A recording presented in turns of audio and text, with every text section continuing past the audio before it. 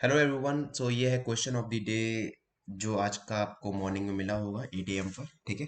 तो अपने पास जो क्वेश्चन गिवन था वो था ये कि ए एन अपने पास एक सीक्वेंस है पॉजिटिव रियल नंबर्स की, जहां पर कुछ ये रिलेशन फॉलो हो रहा है कि A1 is greater then A2 is greater then A3 and so on.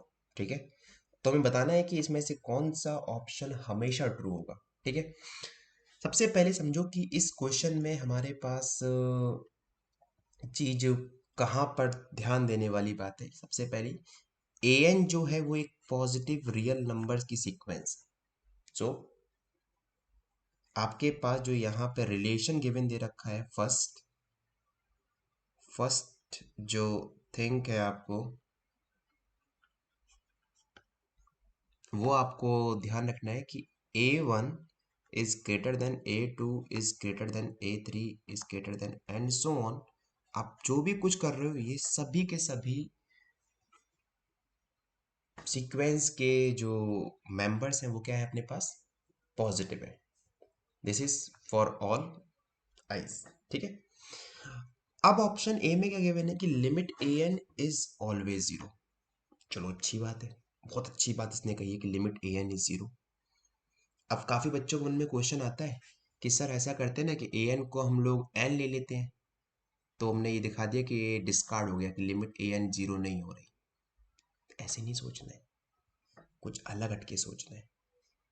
इसने लिमिट की कन्वर्जेंस, सीक्वेंस की कन्वर्जेंस पे कम मतलब उठाया है सवाल। ठीक है। अगर आप ए एन को एन ले रहे हो, सोचो कि ये मेरे पास क्वेश्चन जो है ये आपका C S I R NET में पूछा गया है।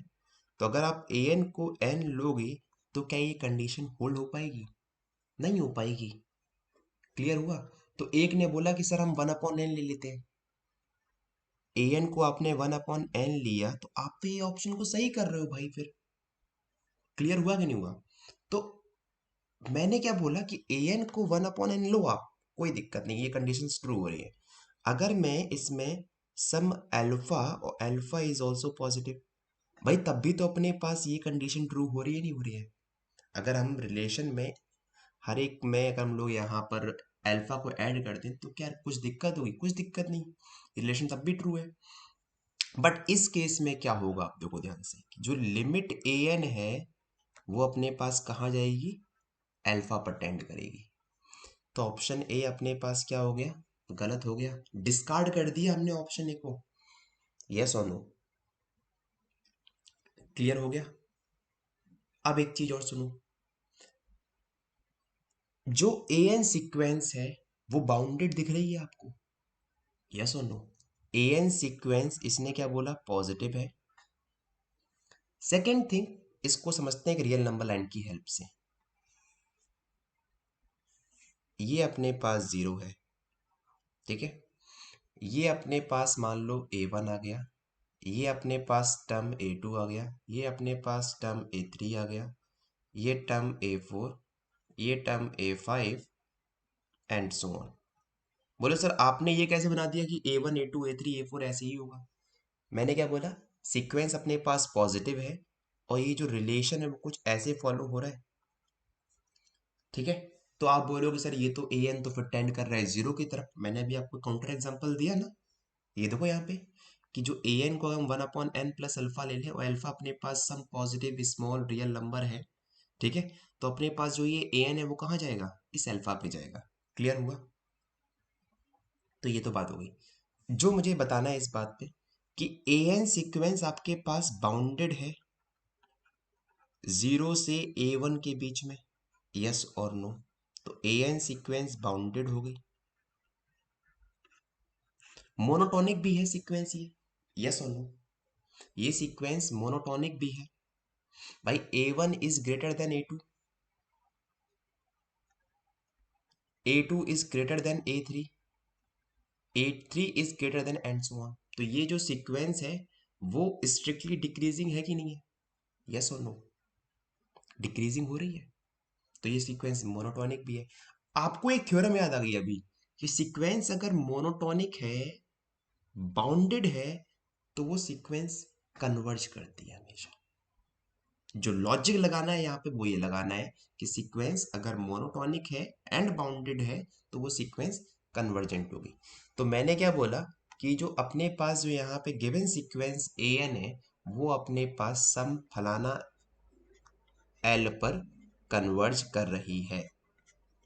ठीक है, तो अगर हम limit a N by n को देखेंगे, भाई ए एन तो अपने पास कन्वर्जेंट है जो एल पे कन्वर्ज कर रही है। अगर हम बात करें एन की, तो ये जो सीक्वेंस है A N by N always converge to zero, yes और नो, तो ऑप्शन बी तो अपने पास हमेशा ट्रू हो गया। हाँ जी, सिंपल लगा ना अभी।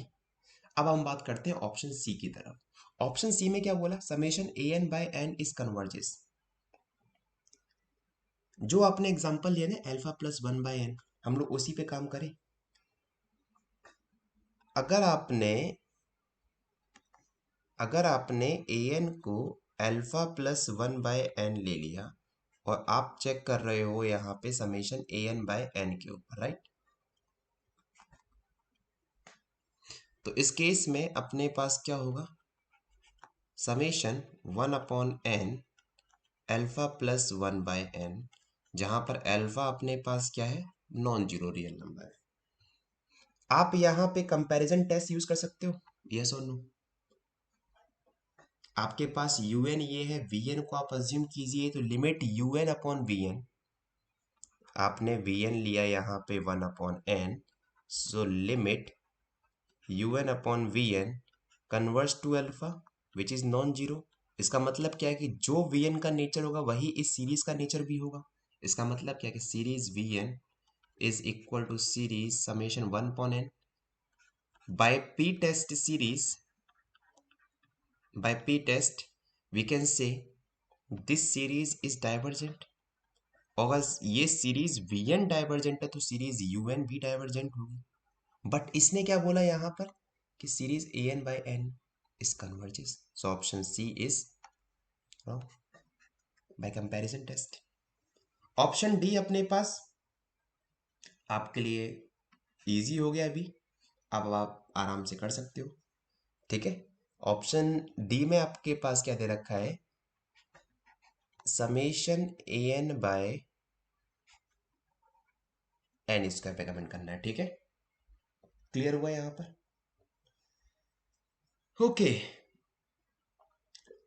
बढ़िया है। आपको एक रिलेशन पता है कि ए एन के ऊपर कि A one is greater than A two is greater than and so on greater than A N. मैंने बोल दिया अपने पास एरर टर्म ये आ रही है। ठीक है, हम सिर्फ इनके ऊपर बात करते हैं कि ए एन जो है वो लेस देन है ए वन से,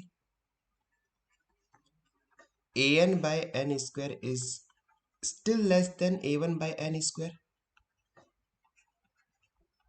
summation A N by N square is less than summation a1 by n square। a1 अपने पास एक पर्टिकुलर रियल नंबर है और by p test series this series is convergent. अगर बड़ी सीरीज कन्वर्जेंट हो जाती है तो छोटी सीरीज हमेशा कन्वर्जेंट होगी, इज ऑलवेज कन्वर्जेंट। इसका मतलब क्या है कि इस क्वेश्चन का जो करेक्ट ऑप्शन है वो अपने पास क्या है, बी एंड डी। तो जिनके ये दो ऑप्शन सही आए हैं कमेंट बॉक्स में, उन सभी को कॉन्ग्रेचुलेशंस, और मिलते हैं हम लोग next question of the day series के साथ में। ठीक है, नेक्स्ट सॉल्यूशन में। Okay, thank you so much.